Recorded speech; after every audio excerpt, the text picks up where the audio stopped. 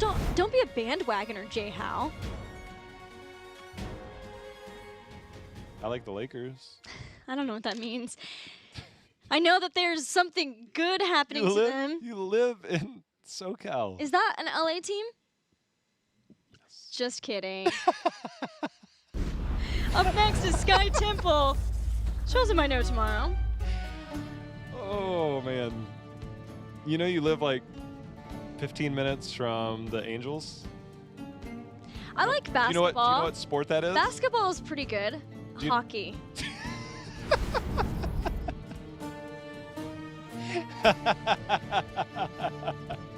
Yes, that is hockey. I know. No, I'm saying. Yeah, that's hockey, right? I know my sports. I'm doing well. Yeah, I'm hanging with you. I studied up on my sports ball references. You got the Paul George one a few weeks ago. I was impressed. I was gonna. You stole that one from me. I was so sad. I felt bad. I'm gonna have to stop reading your notes when you're not looking. This notebook is for my eyes. I'm gonna put a lock on it. Keep out. No J-House allowed. Yes, clearly that will keep me from reading it. All right, we're going to Sky Temple. What are your thoughts on Sky Temple? BBJ said in his interview he wants to keep the cheese away. And we know that Tahaka Fallstead is a thing for No Tomorrow. It could very easily come out here. We saw an Abathur ban, I believe, no, we didn't see that. It was earlier in the day. An Abathur ban will definitely be coming out here. There's no way Abathur makes it past first ban unless No Tomorrow wants to embrace the Abathur and maybe come up with something of their own. It's just, I think the Abathur's going to be banned out. But Tahaka Fallstead, if you want to hit that global, but can you afford to give up a Johanna who can contest the boss? Can you afford to give up a Hanzo who can take the boss? Do a number of things with Crowan in his hands. It's just, No Tomorrow better have a very good strategy to disrupt HeroesHearth, because that train is full steam ahead after that first game. It is. HeroesHearth will be in first pick, which means they can't blaze Johanna in the same rotation unless they leave it and then can get it in their 2-3. Feels bad, man. If HeroesHearth wants to stop a lot of the globals, this might be the place, but they banned Genji last time. And as I talked about in the draft of the first game, they have not played Genji since they brought Arthlon back after his vacation.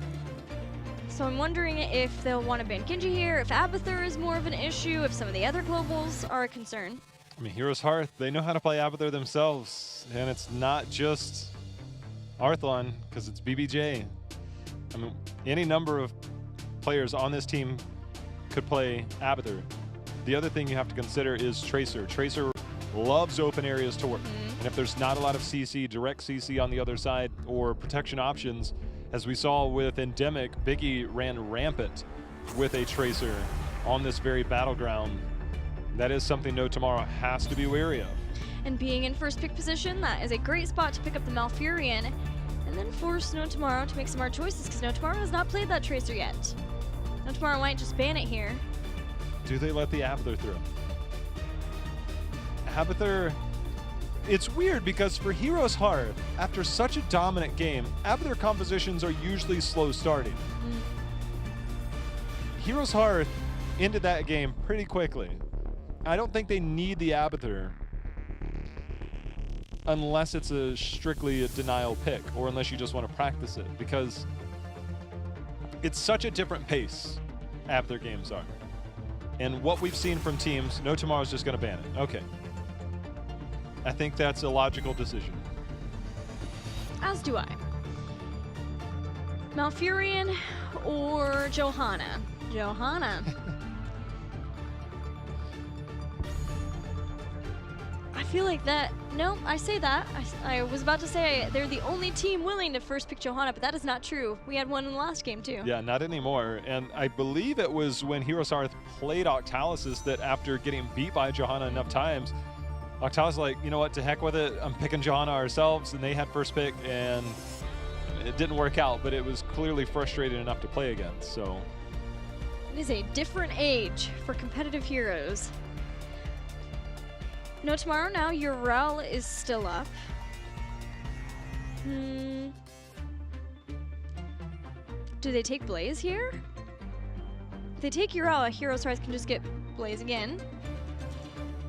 mean, Is this worth the double global? Dahaka? this is the one time where I'm totally cool if you want to go Dahaka Falstad.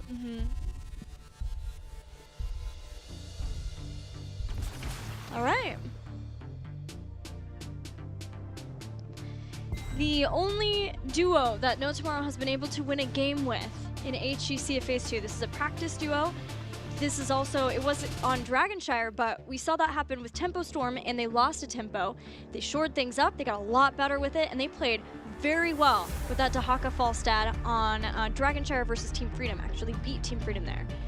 So this is one of the more practiced compositions that we're seeing No Tomorrow bring to the table versus HeroesHearth.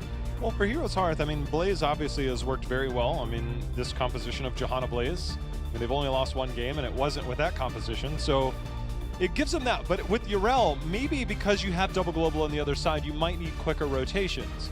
Another thing we have to look out for is McIntyre's Zeratul.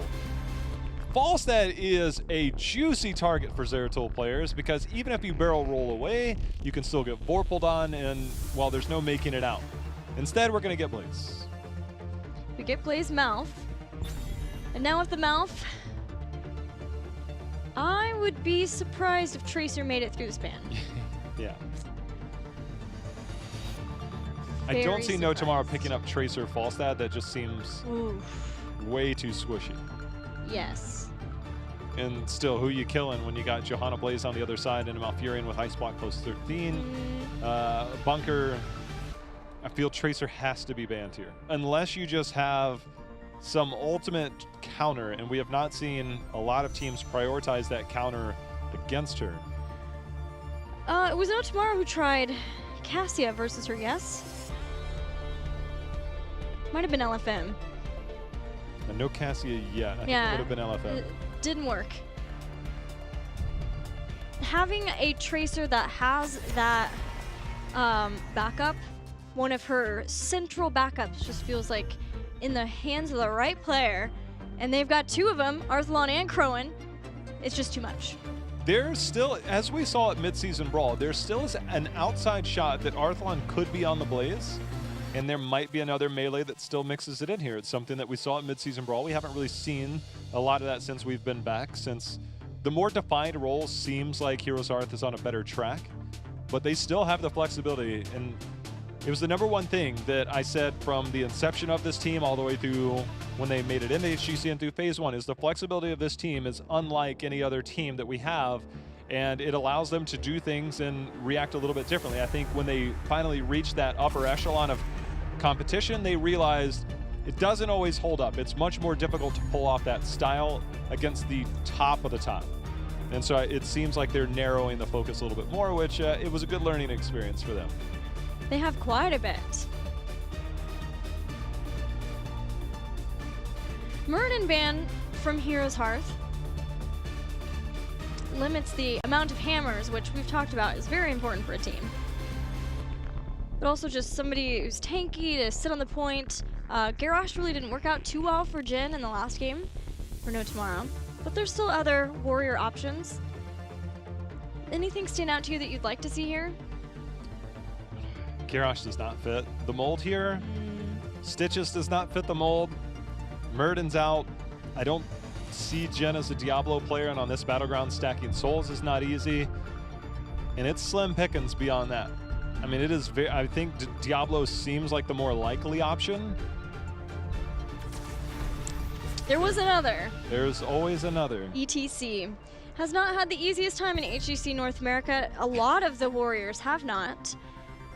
But it does offer another global possibility. I think it probably is going to be stage dive, but stage dive versus Malfurion, we have seen a lot of instances of that going south pretty quickly. Just put a circle in a circle. That's it. That's all you got to do. Put a circle in a circle. And then a triangle. And then a triangle. I mean, the good thing is, I mean, you have the setup potential of Deckard. If he can land a good stay a while and listen, if a Malfurion, maybe we see Malfurion go Twilight Dream. The minute Malfurion steps forward, you can get that range, hit that, and then maybe get the power slide into something like a Mosh Pit if that is available, but that is difficult. Hanzo, we got to consider Hanzo here. I mean, now that we see Hanzo ETC Li Ming too. You want both of them, Hanzo Li Ming, Octalis' style? It's HeroesHearth. I'm pretty comfortable. I mean, Phoenix is available. Hanzo, Liming. Greymane, though.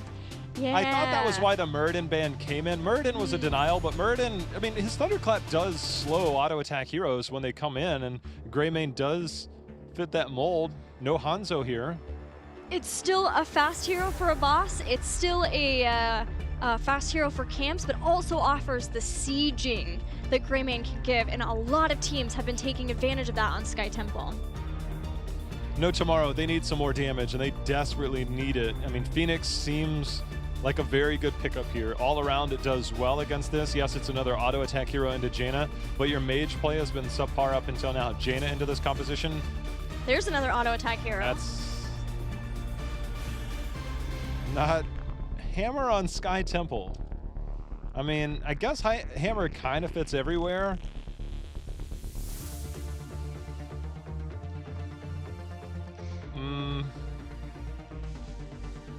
I'm not feeling Hammer on Sky Temple. It's the simplicity style of mass your globals and then pick your Sergeant Hammer. Has the Deckard Kane synergy. Still not feeling it? I was hoping there was more to that. I mean, okay, you can look at it this way. It's hard to take the team names out of the equation. The hardest part is, okay, let's go to your point. Greymane can out-rotate, do more structure damage than Sergeant Hammer if left alone. Sergeant Hammer, however, could potentially get more.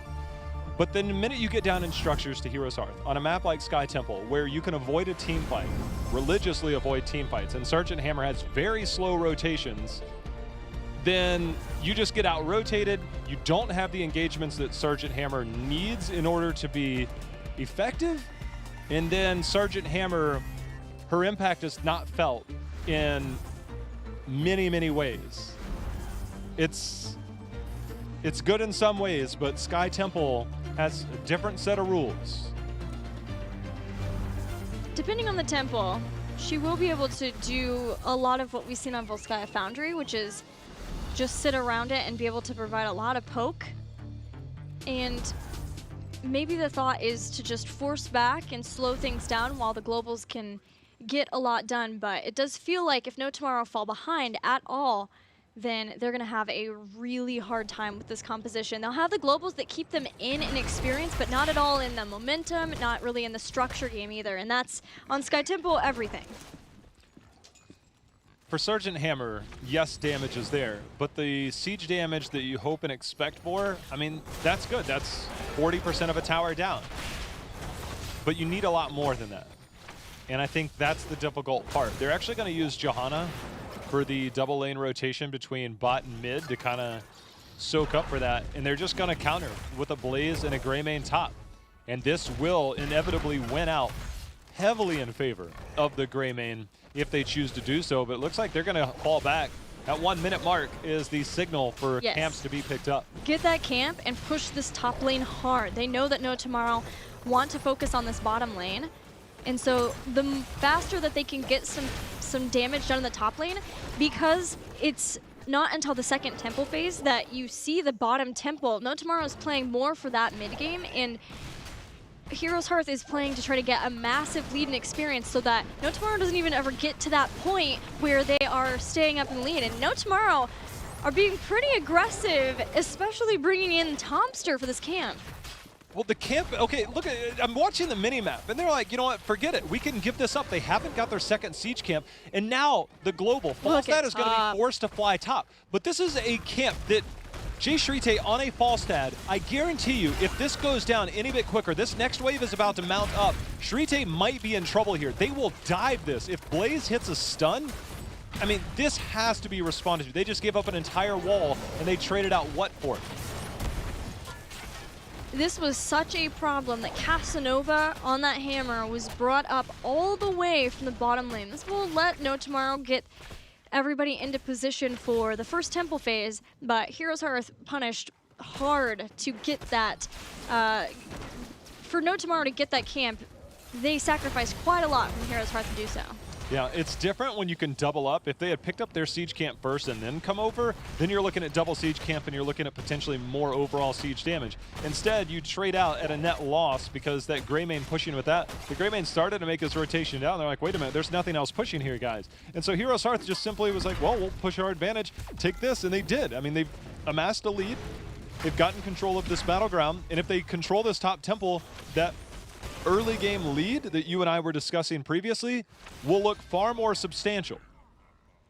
No Tomorrow gets their bruisers in an effort to stop that, but there's going to be a little bit of time before this gets up there, and No Tomorrow can't really afford that time because so much of that front wall and the well are already gone. So they move on to the point, letting that camp push. We're going to see Greymane start to come up. Both of the temples for a second were held by No Tomorrow.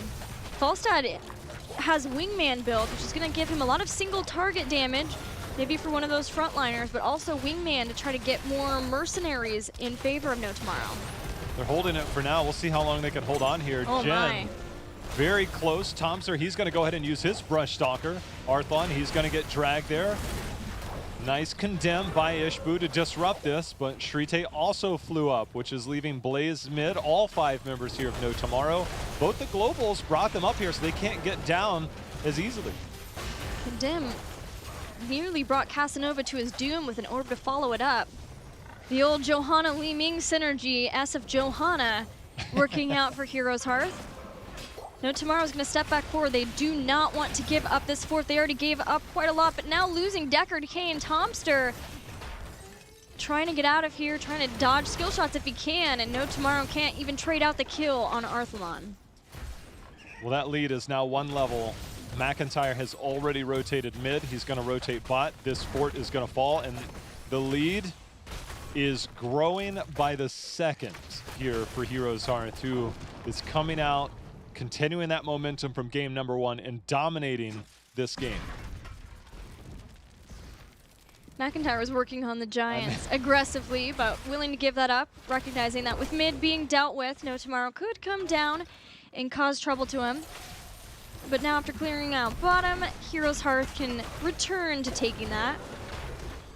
Holding it for now. The scroll goes in. Jin gets the slide over. It's contested, but just barely. Nice body blocks there. It was more the slow, because Dark Swarm was up, and it was more the slow. The body block would have been inevitable, but the slow there actually was enough. That's another takedown here for HeroesHearth. 2 takedowns is all it's been, but the impact has definitely been felt as it's 9 and climbing to just now hitting 8 for No Tomorrow. And if there was any hope for No Tomorrow to have control of this bottom lane, it would have to be now. They have been able to get these giant camps, but because No Tomorrow were forced up so fast with the structural damage that HeroesHearth did with an early bruiser camp, they're not in the position that they wanted to be in this bottom lane, and they won't be in the position they want to be for that next temple phase, because HeroesHearth is just about to hit heroic abilities. I mean, Crowan just continuing to siege down. Globals. Yeah, this might be enough. They might actually get the takedown onto Crowan there, and they do. Nice play there for Tomster to come in. The setup by Jin, so communication is there. And now with the Sergeant Hammer, they need to force the initiative. There is 10 on the other side, but a lot of that damage is gone. Blaze showing top. Casanova will get some structure damage in. I mean, again, these fort walls don't necessarily net you the same amount of experience, but it is very crucial that they get some now. That's one of those instances where No Tomorrow shows that they do have good punishment. They brought both of the globals where I think HeroesHearth is just expecting them to be so worried about the soak up to 10 that they would want to keep them in lane and try to do some more. And that gives them the start on the temple, but 10 isn't quite here yet for No Tomorrow. I think they're gonna have to back off just for a little bit until those globals can give them heroic abilities. It's definitely signs of life. I mean, they're not out of the woods yet. They're going to have to try and take a team fight. They're using both their globals to clear top. Falstad not mid. They're actually going to send ETC mid, which makes me think they either want to body soak that XP or they're preparing for stage dive. And they do instantly lock in that stage dive. So triple global, here it comes Falstad. When you see him make his way about midway down on the minimap, that's when you know they're going to try and pull in the team fight. Blessed Shield hits ETC. Jin takes a massive amount of damage before the Root and the Lornado can stop that.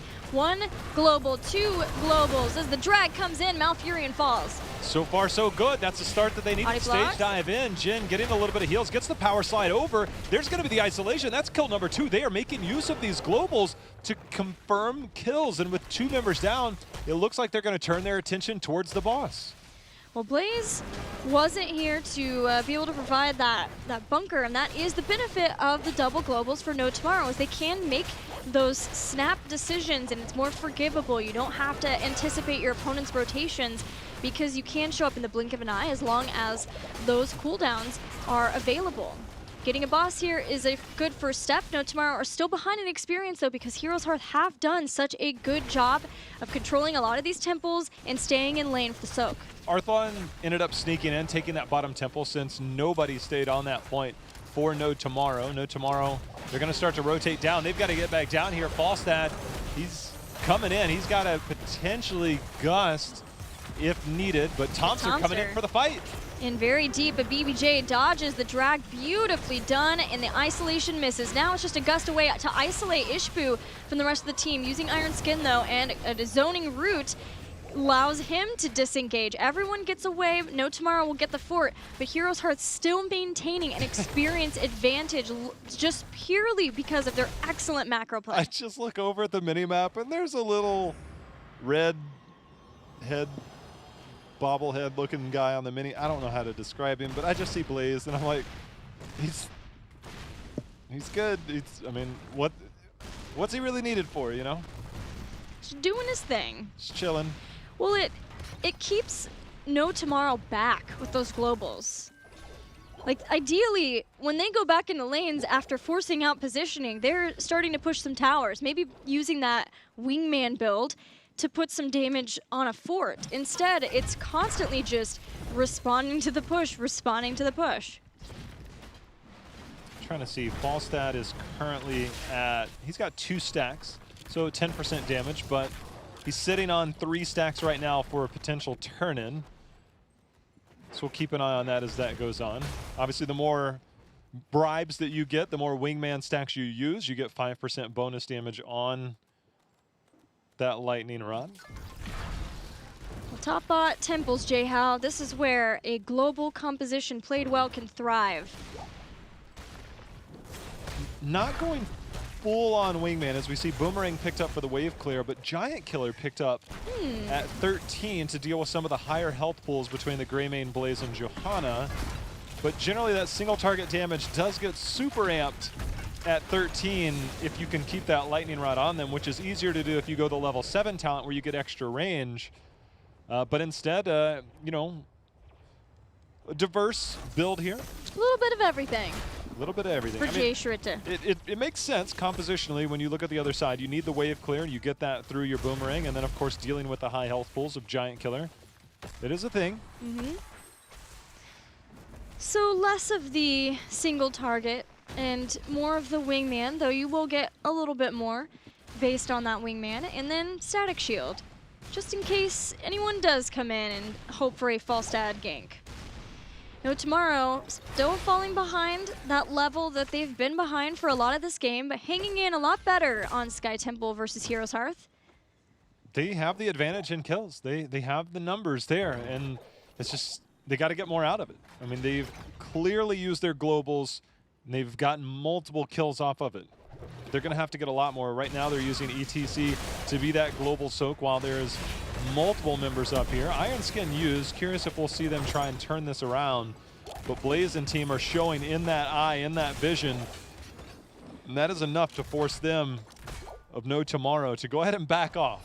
Not willing to commit that global just yet as the threat of 16 here is the campus here, and Heroes Hearth has a clear focus to get this top keep down. Yeah, No Tomorrow is trying to bait Heroes Hearth to stay in the top so that they have an advantage in how many bodies, how many lanes they're soaking at once. The ETC in the bottom, but they have to try to keep this keep alive, and it is all but dead. 16's not quite here. If they're closer to 16, they can definitely threaten this. Crowan just has to make sure. There's going to be Blessed Shield. That is one dead Falstad in the blink of an eye. Tornado, I think, was what ended up stopping BBJ from being able to use his Twilight Dream. The keep still lives, still remains, but Blaze is trying to burn it down, and he will succeed. Taking that down gives catapult pressure to HeroesHearth Esports. As No Tomorrow wanted to be able to defend, but with a stun lock like that, a stun lock's that good, there's no way you're going to be able to gust back anybody. No Tomorrow, again, has the globals. They made the play on the boss when they got those few kills earlier. And when you find yourself significantly behind on this battleground, it does force you to start to make desperate calls, and the boss might be one of those. It's 5 seconds away from spawning. But what HeroesHearth is doing here is they're willing to concede a little bit of that top temple, because what this will do is this will force No Tomorrow to come down and respond to the Siege Giants. There are a lot of globals, so it doesn't have the same effect that you would hope, but it definitely forces out a response. They started the boss, see the rotation down, and HeroesHearth, they have such a lead that they're gonna concede this entire thing. So HeroesHearth, watch Ishbu, watch Ishbu. The minute he sets that Blessed Shield to kill, the follow-up with the Cursed Bullet is all she wrote. Now there's one kill, Casanova may get a knockback, they might get some damage down, but he's trying his best to move back. Gust to use. No Tomorrow seems to be in a mix of engaging and disengaging. They want to stay and see if they can get a kill. They've done a lot of damage to HeroesHearth, but HeroesHearth now gets a Twilight Dream. Great roots to set that up too from BBJ. Tomster's going to try to take away some of the damage, some of the skill shots. Going to burrow to save his own life and gets Jay Shrita out of there. HeroesHearth that did not play that flawlessly, a little bit of indecision, but the amount of time that they bought, those Siege Giants pushed all the way forward, continue to give the structure lead over to HeroesHearth. And for No Tomorrow, they have to decide, do they want to contest the rest of that temple, or do they want to just make that boss call and see if they can just create all kinds of chaos? They stopped the boss. They did stop HeroesHearth from getting it. Jay Shrita is going to use that wingman. And now they see that Blaze is up in the top, and this is not a global for HeroesHearth. They'll have Gust back in a few seconds. No Tomorrow sets their eyes on this boss. Another Blessed Shield, another Cursed Bullet. The Gust has to be used there by Jay Shrita, and it doesn't amount to a successful save to the ETC. HeroesHearth, their synergy is severe that ETC is blown up that fast. I have no words for that amount of damage. That is just obliterating them. McIntyre with the major flank. Tomster's going to get on point, does have Essence, but they're ripping his health bar apart. That's going to be kill number 1. Crow and that's going to be kill number 3, 4 of this, and they might not be done. Casanova, he's getting pulled back in. He's going to get the knockback, but with the damage already done in this bottom lane from those Siege Giants a couple of minutes ago, Keep will fall, 20 is here, and HeroesHearth, this might be the victory march. They move far ahead of that boss to start working on the keep before anyone can spawn back up. There will be an ETC to try to help Sergeant Hammer to defend versus this, but as that keep falls and 20 comes into play for HeroesHearth Esports, that makes it so much more difficult for No Tomorrow to try to save this. Here comes the damage. Jin tries the stage dive out. Instead, he gets crucified right there in the middle of the team, and that is enough for HeroesHearth to take down game number 1. And the sprays are out, but it's just for show at this point. It's the boss ripping apart that core. More kills coming in here. HeroesHearth flexing again, just dominating this game. The work that HeroesHearth has been putting in is definitely seen in this match. They look so strong.